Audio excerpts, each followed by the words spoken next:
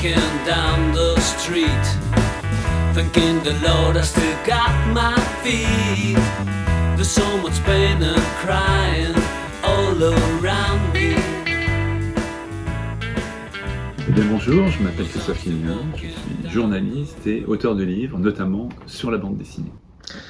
Et alors, de quoi parle votre livre ? Mon livre, c'est une biographie de Jean Giraud, alias Moebius, qui était un grand auteur français de BD, qui nous a quittés il y a maintenant 12 ans, c'était en mars 2012, qui était notamment dessinateur sous le nom de Jean Giraud de Blueberry, célèbre western qui paraissait dans Pilote, et sous le pseudonyme de Moebius, d'une œuvre mêlant science-fiction, fantastique, merveilleux. Et alors, quelle était votre intention en vous lançant dans l'écriture de ce livre ? Mais j'avais envie à la fois de mieux connaître, par curiosité personnelle, Jean Giraud, et de mieux le faire connaître. Alors il y avait des livres d'entretien qui existaient, il avait écrit son autobiographie, mais c'était toujours Jean Giraud vu par lui-même, et je trouvais intéressant de faire parler des témoins, des gens qui l'ont bien connu, pour multiplier les points de vue et essayer d'approcher un peu plus près la personnalité particulière de cet individu. Et alors, pour ceux qui ne connaîtraient pas, en quoi Jean Giraud est-il un jalon majeur dans l'histoire de la bande dessinée ? D'abord parce que ça a été un des grands noms de la bande dessinée, on pourrait dire populaire, grand public, à travers le personnage de Blueberry, mais surtout parce qu'à partir des années, on va dire du milieu des années 70, à travers son œuvre sous le pseudo de Moebius, c'est quelqu'un qui a vraiment fait reculer les frontières de la BD, quelqu'un qui avait un imaginaire très très fort et qui avait un talent graphique époustouflant. Donc les deux réunis ont fait que ça a été une très très grande influence pour beaucoup de dessinateurs, mais aussi pour des cinéastes, par exemple des gens comme Ridley Scott, George Lucas, Otomo, le japonais qui était mangaka mais qui aussi fait un film, était très marqué, très impressionné par Giraud. Et alors justement, vous en avez parlé tout de suite, comment est-ce que vous expliquez qu'il n'y ait pas eu, à part des livres d'entretien et une autobiographie, qu'il n'y ait pas eu des biographies sur ce génie de la bande dessinée ? Mais je ne me l'explique pas, justement. Non, mais c'est vrai que je trouvais ça étonnant. Alors peut-être que ça se passe parfois quand quelqu'un disparaît, il n'y a plus d'actualité, il n'y a plus de nouveaux albums, et donc il y a aussi des nouvelles générations d'auteurs qui arrivent, peut-être que les lecteurs passent à autre chose. Mais j'étais très étonné. Parfois je me disais, mais si ça se trouve, quelqu'un va se lancer dans une biographie et me doubler. Et puis finalement, non, il n'y a jamais rien eu. Donc j'espère que ça suscitera d'autres vocations et qu'il y aura d'autres livres consacrés à Giraud, parce qu'il y a encore beaucoup de choses à dire sur le sujet. Alors pour écrire le livre, vous avez interrogé beaucoup de personnes. À la fin du livre, il y a la liste des gens qui vous ont parlé pour le réaliser. Est-ce que vous avez eu des difficultés ? Parce que parfois, dans les biographies, on se heurte à des difficultés. Est-ce que vous en avez eu ? Des gens qui, par exemple, ne veulent pas parler pour des raisons diverses. Alors, j'en ai eu très peu. Il y a eu la deuxième épouse de Jean Giraud qui m'a dit « Non, moi, je ne veux pas mêler mon témoignage à celui des autres. Je raconterai de mon côté ma vie avec Jean Giraud. » Il y a aussi quelqu'un qui était très proche de Giraud, qui était Alexandre Jodorowsky. Ils ont beaucoup travaillé ensemble, notamment sur L'Incal, qui lui n'a pas trop voulu parler. Il m'a parlé au téléphone, mais finalement on s'est pas vu, on devait se voir, puis il a reporté, il préparait son film, il n'avait pas le temps, enfin bon, bref. Mais il est quand même très présent dans le livre, parce qu'il s'est beaucoup exprimé à propos de Giraud, donc je le cite, enfin surtout à propos de Moebius. Mais dans l'ensemble, non, toutes les personnes qui ont connu Giraud étaient plutôt contentes de parler et avaient des choses à dire. Peut-être parce que justement on les avait pas beaucoup entendues. Alors il y avait des entretiens qui étaient parus dans la presse notamment, mais j'ai essayé de ratisser très large et de voir le plus de gens possible. J'ai vu à peu près une centaine de personnes pour recouper et essayer de cerner le plus possible cette personnalité. Je ne sais pas si j'ai réussi, parce que Giraud était quand même quelqu'un d'assez difficile à saisir. C'est ce qui faisait aussi son charme, d'une certaine manière. Et c'est pas une petite déception justement de ne pas avoir pu avoir Jodorowsky, qui est quand même qui a beaucoup de place dans la carrière de... Oui, mais Jodo, entre guillemets, est quand même très présent, puisqu'il s'est beaucoup exprimé. Donc je cite des extraits d'interviews, des extraits du documentaire consacré à Dune. Donc non, Jodo est bel et bien là dans le livre. D'ailleurs, je le cite dans les toute dernière ligne où il dit je peux vous parler de l'artiste qui était Jean Giraud, ça je le connaissais très bien, mais l'homme qui était Jean Giraud, ça reste un mystère pour moi. Non, Jodo est bien là. Alors, en lisant le livre, on ressent bien la masse d'informations que vous avez récoltées, et notamment dans le fait que vous corrigez un certain nombre d'erreurs, d'approximations, d'idées fausses, souvent d'ailleurs propagées par Giraud lui-même. Là, vous avez dû tomber sur des choses étonnantes. Oui, mais pas volontairement. Hein. Je pense que Giraud s'amusait à donner des versions différentes. Il a pu le faire peut-être, hein, mais dans l'ensemble, c'est simplement que c'était quelqu'un qui changeait beaucoup de vision du monde, et il pouvait lui arriver de dire exactement le contraire de ce qu'il avait dit dans un entretien quelques temps plus tôt. Mais c'est parce que entre ces deux moments, sa perception de l'univers n'était plus la même, et donc sa version changeait. Alors pour ce qui est des corrections, c'est surtout sur la jeunesse, parce qu'il se trouve que j'ai un ami qui est généalogiste et à qui j'ai demandé s'il pouvait faire une petite enquête comme celle qu'il fait habituellement. Et oui, j'ai découvert qu'il y avait un certain nombre d'erreurs très factuelles, hein, des erreurs qui concernent surtout le passé familial de Giraud, qui venaient de son autobiographie, mais je pense que les erreurs qu'il commettait étaient vraiment de bonne foi, c'est-à-dire que c'était la mémoire familiale qu'on lui avait transmise, et les choses se sont pas toujours passées de cette manière-là.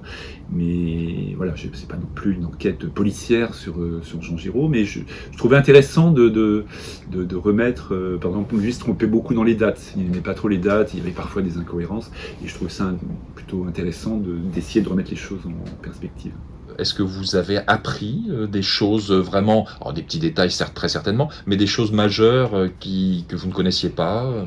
Oui, on apprend forcément beaucoup. J'ai appris sur les différentes périodes, parce qu'à un moment où les Giraud ont quitté Paris, ils sont allés s'installer dans les Pyrénées, parce qu'on craignait plus ou moins la fin du monde. Après, ils sont partis à Tahiti dans un groupe sectaire, on peut le dire, qui s'appelait Isozène, qui existe toujours d'ailleurs. Les membres d'Isozène sont maintenant du côté de Ibiza.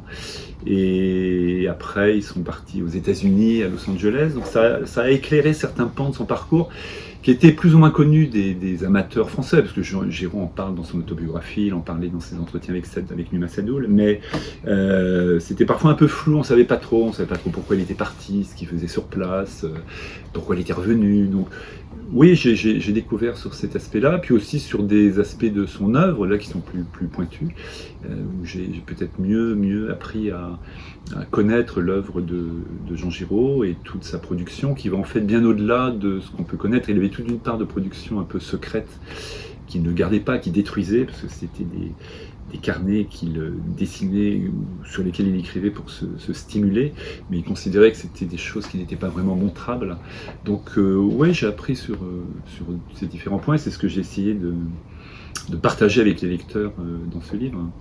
Et est-ce que, inversement, en discutant avec les gens qui l'ont côtoyé, est-ce qu'il y a des choses qui sont apparues chez eux, ou est-ce que ça a fait le fait d'en reparler comme ça? Sans doute, parce que tout le monde ne connaissait pas forcément d'abord ses origines familiales, la manière dont il s'était construit, dont il avait grandi, et puis après, les différentes étapes de son parcours étaient connues dans les grandes lignes, mais pas forcément dans le détail. Et je sais que pas mal de gens m'ont dit « Ah tiens, j'ai découvert que Jean, à tel moment, avait fait ça. » C'est quelqu'un qui a beaucoup bougé, à la différence de la plupart des dessinateurs, qui restent très souvent accrochés à leur table à dessin. Alors lui était toujours accroché à sa table à dessin, parce que c'était quand même sa grande passion, mais la différence avec les autres, c'est qu'il emportait sa table avec lui, et qu'il n'avait pas besoin de grand-chose. Finalement, c'est intéressant, il y a des photos de famille qu'on m'a transmises, où on voit Giraud dans sa position favorite, c'est-à-dire penché sur sa table, et il est dans la maison de la grand-mère de sa femme, dans un décor, une chambre, enfin vraiment on ne peut plus banal. Et puis à d'autres endroits, il est sur d'autres photos, il est dans sa maison de Californie, il est exactement dans la même position. En fait, c'est quelqu'un qui continuait à faire ce qu'il aimait faire, quel que soit l'endroit où il se trouvait. Il avait simplement besoin d'avoir soit un bureau de poste pour envoyer ses planches, soit sa documentation qu'il trimballait avec lui, mais il était comme les autres dessinateurs, sauf qu'il a bougé, il a voyagé, ce qui n'était pas le cas. Alors certains ont voyagé, Hugo Pratt, etc., mais ça reste quand même assez rare parmi les auteurs de BD, parmi les dessinateurs en tout cas. Alors, pour conclure, après autant d'années de travail, parce que ça a pris quand même beaucoup de temps à écrire ce livre. À écrire, surtout à maturer. Surtout à rechercher, à rencontrer les témoins, à chercher des informations, à relire et relire l'œuvre, à voir des films, des documentaires, et tout ce qui a pu être écrit aussi sur Giraud, parce qu'à une période dans les années 70, la presse généraliste parlait très peu de bande dessinée, donc la grande source d'information c'était ce qu'on appelle les fanzines, et il y avait vraiment une masse énorme de sources, certaines que je connaissais et d'autres que je ne connaissais pas du tout. Donc ça a essentiellement été un travail de recherche d'informations. C'est ça qui a pris le plus de temps, plus que l'écriture elle-même, qui a pris du temps aussi. Mais... Et donc après toutes ces années, qu'est-ce que vous retenez de cette enquête sur la vie de Giraud? Qu'est-ce qui vous vient comme ça? Bon, je retiens d'abord que j'aime toujours autant ce qu'il a pu faire, aussi bien sous le nom de Giraud que sous le pseudo de Moebius. Je retiens vraiment qu'il y avait l'homme public, Jean Giraud Moebius, et puis l'homme privé que Giraud jouait un rôle parfois, plusieurs personnes me l'ont dit, quand il était dans les conventions dessinateurs, il était très, très, très affable, très agréable, très modeste, etc. Peut-être que ça ne correspondait pas tout à fait à ce qu'il pensait lui-même. Il avait quand même la conviction très très forte de son talent et de son côté un peu exceptionnel par rapport aux autres. Il a toujours eu le sentiment qu'il était un peu décalé, qu'il avait eu ce qu'il appelait l'extase de la différence, de manière un peu pompeuse, mais il a eu cette conscience de lui-même très très tôt. Et très jeune, quand il avait 12-13 ans, il s'est dit je serai un très grand dessinateur, je serai peut-être le meilleur dessinateur du monde. Et après, pendant toute sa carrière, il a fallu qu'il travaille pour être à la hauteur de la promesse qu'il s'était faite à lui-même. Mais oui, je retiens ça, cette espèce de dualité qui se traduit dans le nom Giraud, dans le nom Moebius, mais qui correspond vraiment à sa personnalité profonde. D'ailleurs, c'est marrant, il a eu 2 épouses, 2 fois 2 enfants, 2 fois une fille et un garçon. C'est assez drôle. Et puis c'est déjà pas mal, finalement. Qu'est-ce que je retiens d'autre à propos de Jean Giraud? Que je continue à lire.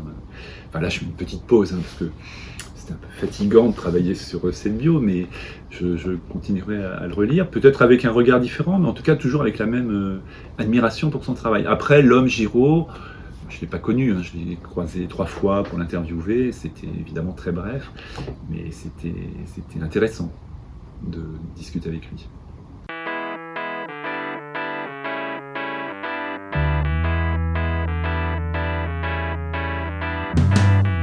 I am walking down the street, thanking the Lord I still got my feet. There's so much pain.